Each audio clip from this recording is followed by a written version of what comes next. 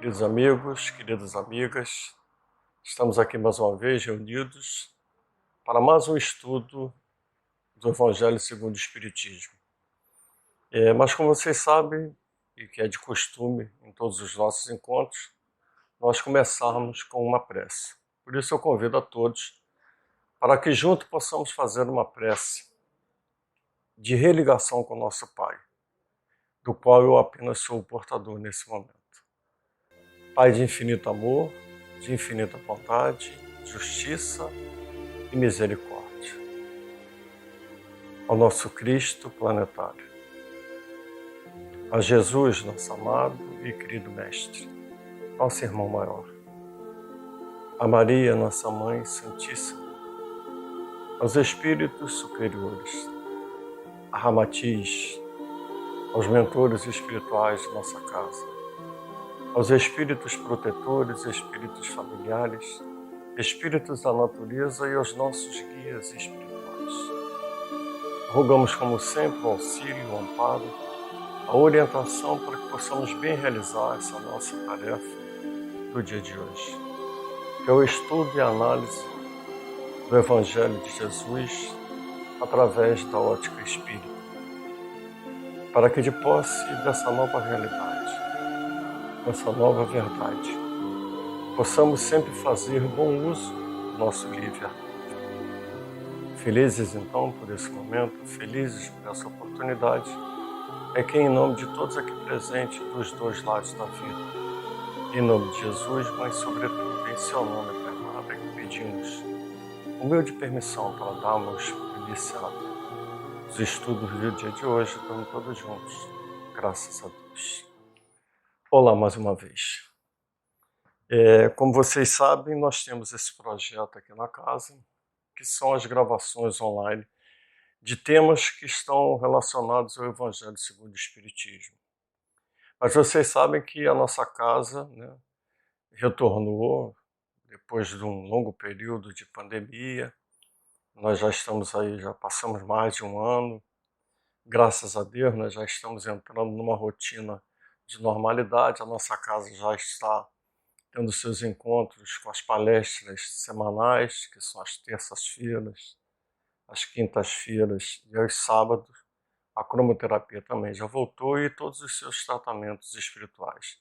Isso é só uma lembrança para que vocês possam recordar de tudo aquilo que nós paramos antes da pandemia, né?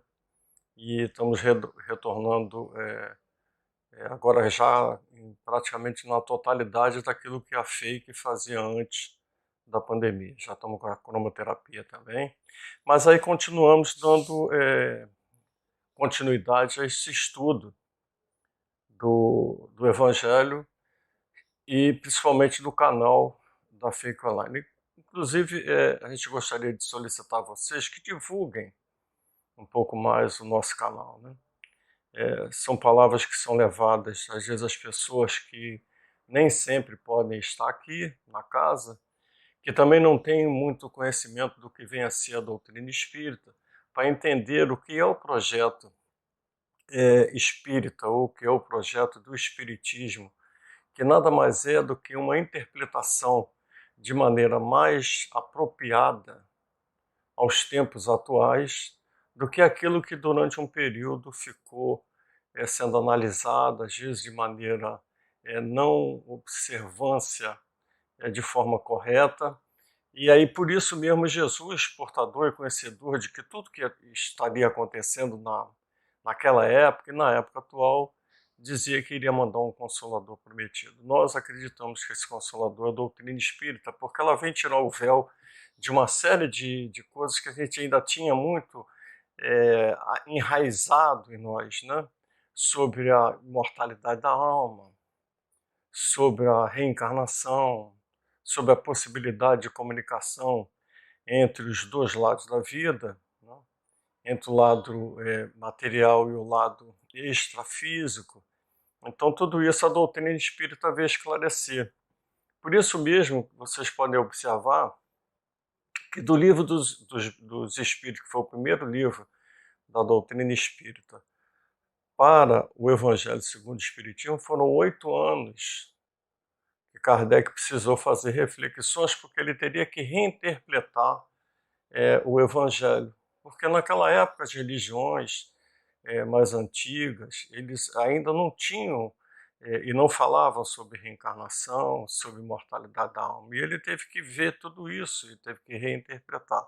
Por isso que a gente está sempre tendo que voltar a abordar alguns temas do Evangelho de Jesus, para que a gente possa clarear nossa mente e ter uma noção mais exata do que vem a ser a implantação do Evangelho do Reino proposta por Jesus há mais de 2000 anos atrás. Nós vamos dar continuidade e estudando o capítulo 11 do Evangelho segundo o Espiritismo, que é amar seu próximo como a si mesmo. O que vem a ser o valor da vida, né? E eu vou estudar o último item desse capítulo 11 do Evangelho segundo o Espiritismo, que deve-se expor a vida por um malfeitor. Primeiro a gente tem que entender essa proposta que Jesus fez do amar seu próximo como a si mesmo. Na época de Jesus, a gente pode dizer assim, existiam dois partidos, vamos dizer, políticos daquela época. Um eram os fariseus, que acreditavam em Deus, acreditavam na imortalidade da alma e faziam as interpretações do Antigo Testamento, da maneira como eles viam, como eles passavam. E às vezes até passavam uma informação de temeridade de Deus, né? De temer a Deus. E tinha os saduceus. Os saduceus, eles também acreditavam em Deus, mas eles tinham uma diferença dos fariseus. A diferença deles é que eles não acreditavam que existia vida após a morte. Ou seja, eles eram materialistas daquela época. Nós vamos encontrar pessoas de hoje ainda com essa ideia materialista de que a vida... Se nós formos ver bem a humanidade nos dias atuais, nós ainda vamos encontrar muitos fariseus e muitos saduceus ainda no plano em que nós vivemos, que ainda não consegue ter uma interpretação muito adequada do que vem a ser essa proposta de Jesus de amar ao seu próximo como a si mesmo. Tem um momento em que Jesus ele vira com as suas lições, que são lições assim espetaculares, fascinantes. Quando você mergulha profundamente para estudar essa proposta de Jesus, conhecer Jesus, mas não o Jesus apresentado pelas religiões, mas o Jesus, aquele ser humano acima de qualquer ideia que a gente possa fazer, um pedagogo excepcional, um homem de conhecimento profundos do que vem a ser, da psicologia humana, inclusive. Ele tinha muito conhecimento. Jesus, ele tinha um completo conhecimento de tudo que a gente está vivendo hoje. E ele dizia assim, olha, quem tiver olhos de ver, veja, e quem tiver ouvidos de ouvir, ouça. Esse ver de Jesus é muito mais amplo, né, do que você enxergar. A proposta de Jesus é muito mais ampla, né? É por isso que ele diz assim, aquele que tiverem olhos de ver e ouvidos de ouvir, é muito mais do que escutar. Porque você já deve ter percebido isso na sua vida. Você às vezes está conversando com uma pessoa, você está falando com ela, mas você percebe que ela está escutando a sua voz, mas ela não está ouvindo o que você está passando por ela. Você já deve ter passado por isso na vida. Como você também já deve ter passado por algum momento na vida em que você está vendo que as pessoas estão vendo, enxergando, mas não estão vendo o que está ao seu redor. Você já deve ter acontecido isso com você. Você passa em frente a uma pessoa que é sua conhecida, você está indo na direção dela e ela está enxergando, mas ela não está te vendo. Então Jesus chama a atenção para que a gente veja além das aparências, para a gente ouça além daquilo que a gente está ouvindo como barulho. Ele faz essa proposta para a gente, da gente enxergar, ver mais além de tudo isso. Então, o fariseu, na época, Jesus tinha dado uma lição para eles, para os saduceus, e aí é que você vai ver lá no Evangelho de Mateus, essa passagem, você vai ver que o fariseu vai tentar Jesus. Aliás, eles adoravam fazer isso, né? A tentar Jesus. Eles queriam pegar Jesus de qualquer maneira, queriam colocar Jesus numa cilada, sempre. Eles sempre tentavam fazer isso para poder chegar e contestar uma proposta de Jesus. Pois bem, e eles aí vão, o fariseu vai e pergunta a Jesus: me diga uma coisa, qual é o maior mandamento? Aí Jesus responde para ele: amar a Deus sobre todas as coisas, amar a Deus sobre tudo, né? E aí Jesus vai dizer: eu tenho uma segunda proposta para fazer a vocês, que é tão importante quanto essa primeira: amar ao seu próximo como a si mesmo. Pois bem, aí vem o grande objetivo que a gente está falando desse texto do item 15 do Evangelho segundo o Espiritismo, que será que você deve expor a sua vida por um malfeitor? Então a gente tem que parar e analisar as coisas por um outro ângulo, ver as coisas de maneira mais clara. Primeiro, esse outro, ou esse malfeitor do qual você está vendo, você sabe se ele já conviveu com você, se ele já em outras existências ele foi alguém que conviveu com você já teve um relacionamento com ele. Você sabe se você já em algum momento da sua existência, você já não passou por a mesma situação do qual ele está fazendo hoje, e você não gostaria que alguém fizesse algo por você. Porque o que Jesus está propondo não é você acabar com a sua vida, não é bem essa visão que Jesus quer passar nessa passagem, o que os Espíritos nos trouxeram por essa passagem, mas é você se colocar como alguém que não julgue a pessoa, mas que você use de amor ao próximo, que é a situação que aquele indivíduo está, se encontra, e que você pode fazer algo por ele, em que você pode auxiliar de alguma maneira aquele indivíduo. E aí a gente precisa lembrar de uma passagem, de um ensinamento, porque Jesus aproveitava todos os momentos de convívio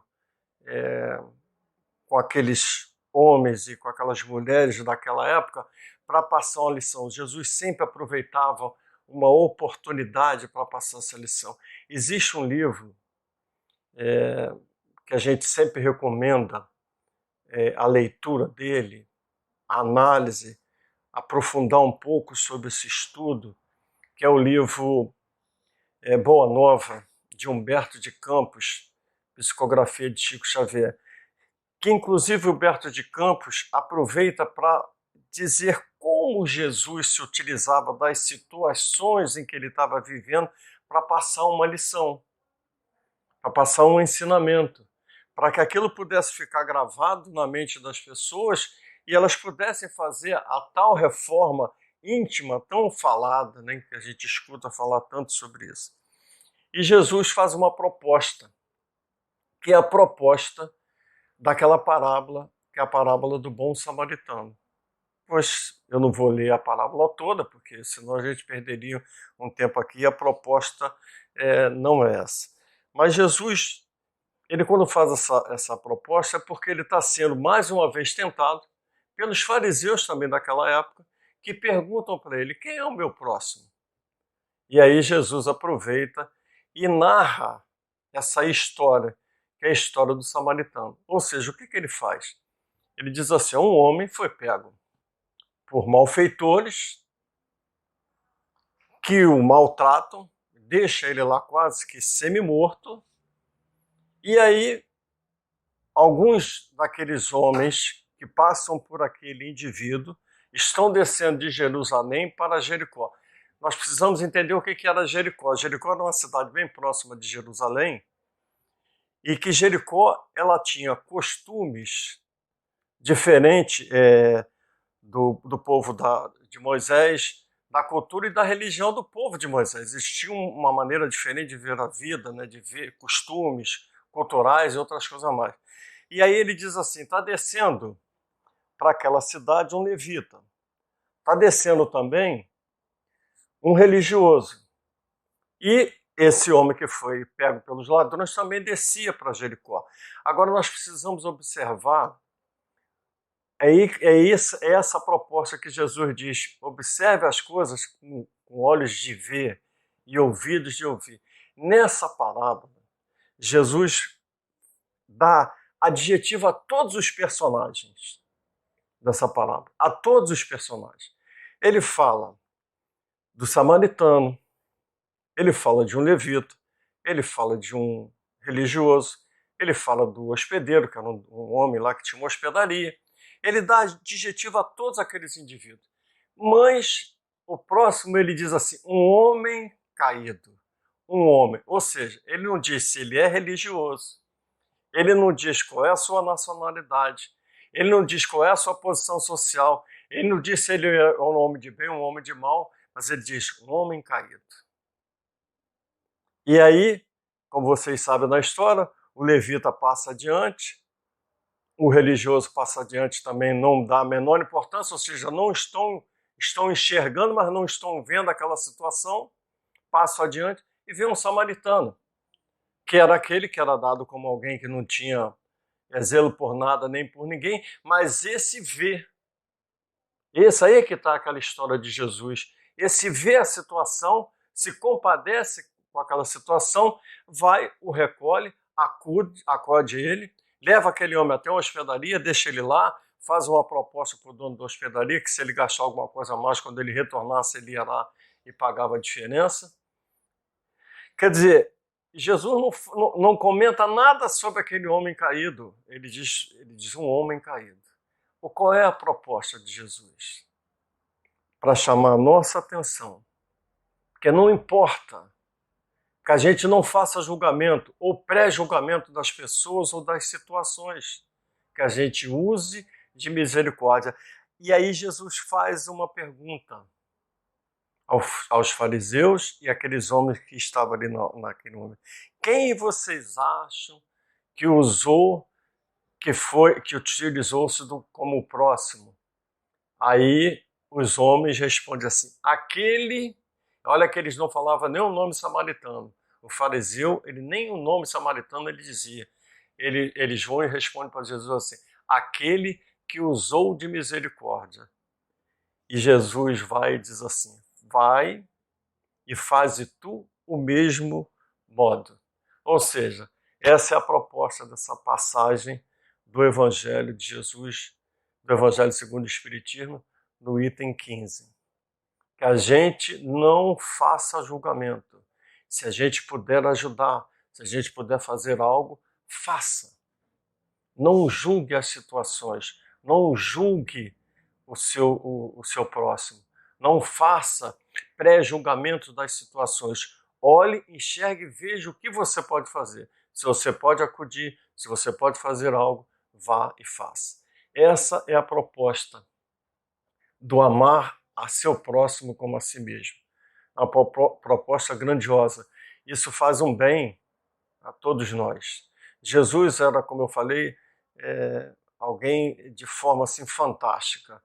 Quando você se aprofunda em entender esse ser especial que esteve conosco, você fica cada vez, quando você toma esse conhecimento, não entrar pelo lado do Jesus religioso. Esse, às vezes, foi apresentado por algumas religiões de forma, às vezes, assim, muito, muito pequena, mas um Jesus grandioso, que nos coloca e nos faz uma proposta de crescimento, de entendimento, porque todos nós somos filhos de um mesmo Pai, e o nosso Pai nos coloca diante de situações para que a gente possa agir. Essa é a grande proposta também. A proposta da família universal, que a gente tanto fala, e de tantas outras coisas. É lógico, nós hoje estamos vivendo um momento muito, como é que eu vou dizer, muito perturbado ou perturbativo da situação do mundo. E isso já era previsto. É um momento de transição planetária. Nós hoje vemos muitas pessoas na rua, né? Pessoas que usam drogas, moradores de rua. E vejam, isso não é só no Brasil. Esse fato está acontecendo no mundo inteiro. São espíritos, se a gente pegar e for analisar de forma mais aprofundada, os livros do Espiritismo trazendo sobre esse período de transição planetária do qual nós estamos vivendo, nós estamos dentro da transição planetária, nós vamos observar que são espíritos que estão vindo, encarnando, pela última vez com necessidade de crescimento e que muitas às vezes não estão sabendo aproveitar essa oportunidade. É óbvio que se a gente puder fazer algo, nós vamos fazer, sem pré-julgamento, sem dizer assim, ele está dessa forma porque ele quer. Se eu puder fazer, eu vou fazer. Se eu não puder fazer, eu não posso fazer, não tenho condições de fazer. Também não vou me culpar por isso. É isso que a gente precisa entender. É lucidez nas coisas. Nós espíritas precisamos desenvolver muito essa questão da lucidez, ser lúcido nas situações. Os olhos de ver e ouvidos de ouvir. Era uma proposta também feita já por outros grandes instrutores que nós tivemos, como, por exemplo, Buda, que dizia: esteja desperto, esteja atento, esteja vendo as coisas que você está fazendo. Não é aquela história das vezes a gente ligar o piloto automático e deixar que a vida se encarregue em fazer as coisas, porque aí você não está observando as coisas que estão acontecendo ao seu redor.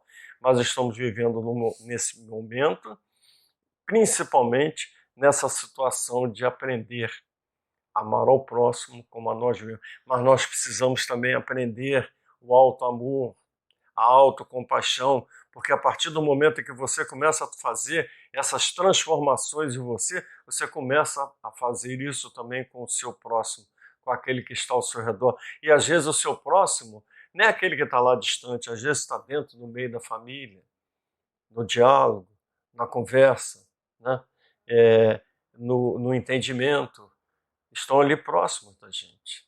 Bom, essa é uma proposta do qual nós trouxemos hoje para que vocês possam fazer uma reflexão em cima do que foi abordado desse capítulo 11 e deem uma estudada de forma assim, mais profunda nesse capítulo 11, que é um capítulo belíssimo, que os espíritos vieram nos esclarecer. Inclusive o capítulo anterior fala também de uma rainha, né, que deixou aqui uma época, uma rainha de França, e agora nós tivemos recentemente a morte também da rainha da Inglaterra.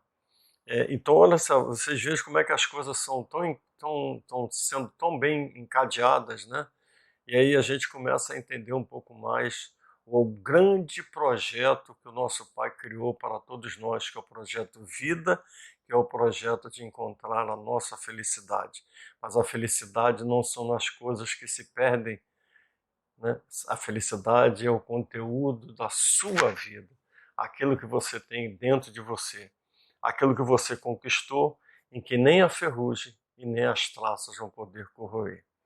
Fica essa proposta de análise, de reflexão a todos nós.